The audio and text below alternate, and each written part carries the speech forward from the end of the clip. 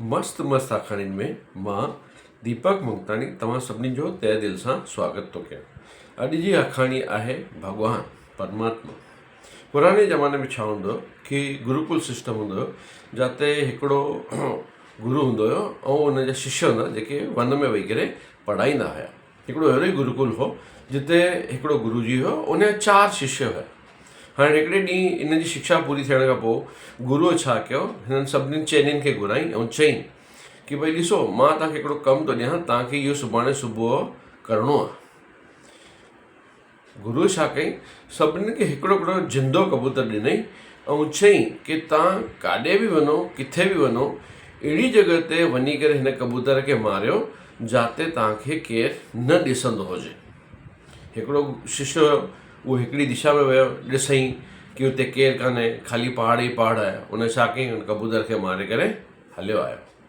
ॿियो आहे, उहो नदी किनारे वियो, ॾिठई हिते केरु कान्हे ऐं हुन बि कबूतर खे मारे करे हलियो आहे।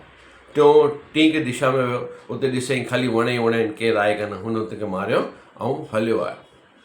ॿिए ॾींहं ते 4 शिष्य गॾु थिया। गुरु पुछईं, भई तव्हां छा कयो?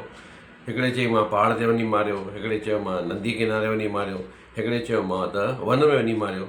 चौथों जेको हुयो शिष्य, उन जो त कबूतर ईअं ई जिंदो हथ में हुयसि।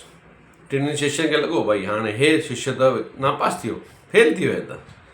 त गुरु जी हिन खां पुछईं, चौथे शिष्य खां पुछईं कि भई तूं छो न कबूतर खे मारियो? हे 2 मारिया आया, तूं छो न मारिया?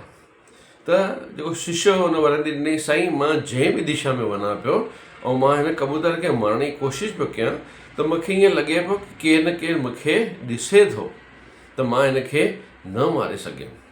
गुरुअ चयईं, हीउ शिष्य ई आहे जंहिंखे सचो ज्ञान मिलियल आहे। चवण जो मतिलबु, असां कुझु बि कयूं, ग़लति था कयूं, सही था कयूं, असां कंहिं महिल सोचींदा आहियूं कि केरु नथो ॾिसे, पर साईं असांजो जेको मथे परमात्मा आहे, जेको असांजो दिलि आहे, उहो ॾिसे थो ऐं हमेशह पाण खे सुठो ऐं सचा कम ई करणु चाहीनि।